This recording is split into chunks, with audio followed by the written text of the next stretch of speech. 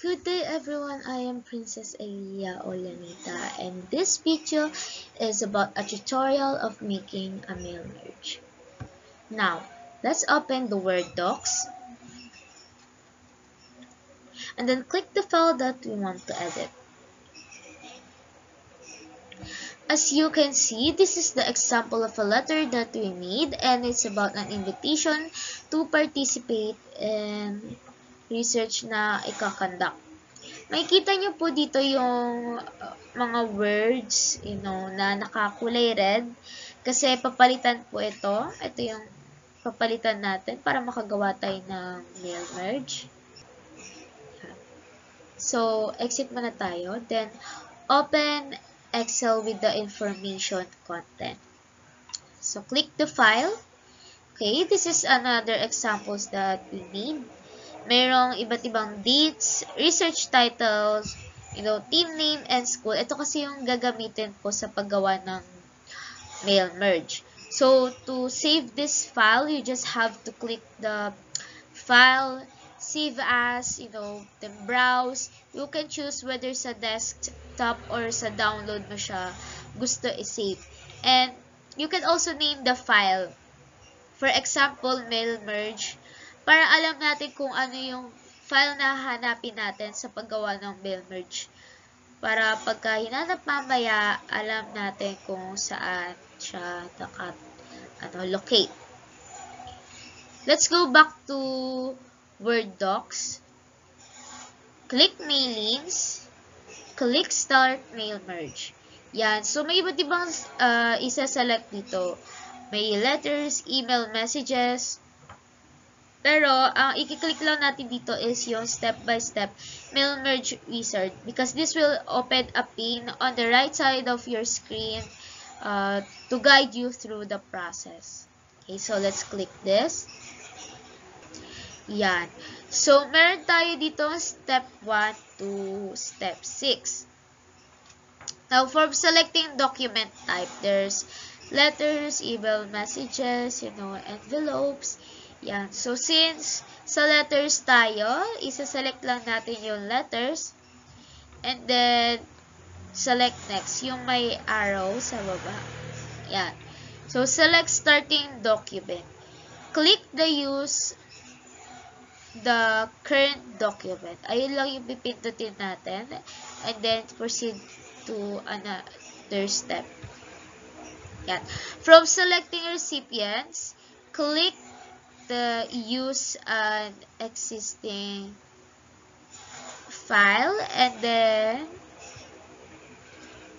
click the browse. Yan. To locate your file.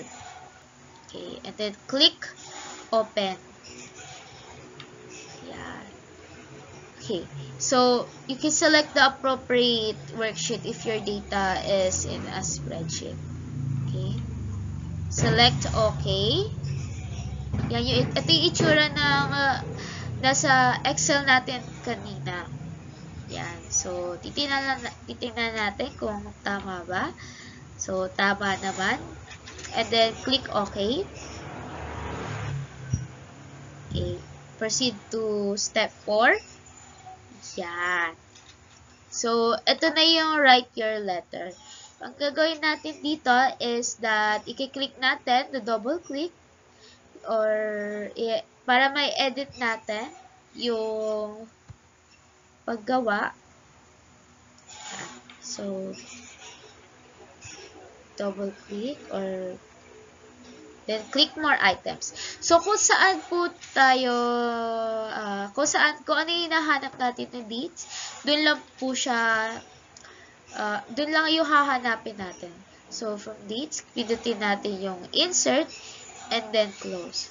So, do the same po sa iba pang naka-red, more items, research title na naka-red, then insert, close.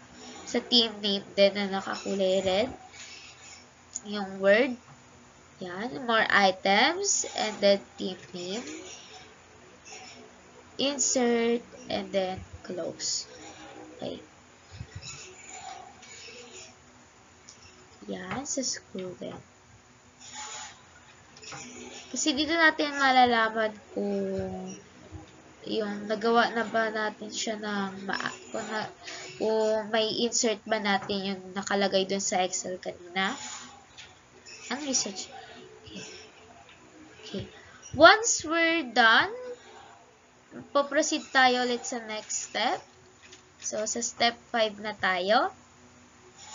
Yan. So, ito yung itsura ng letters natin na ginawa. Yan. So, greetings.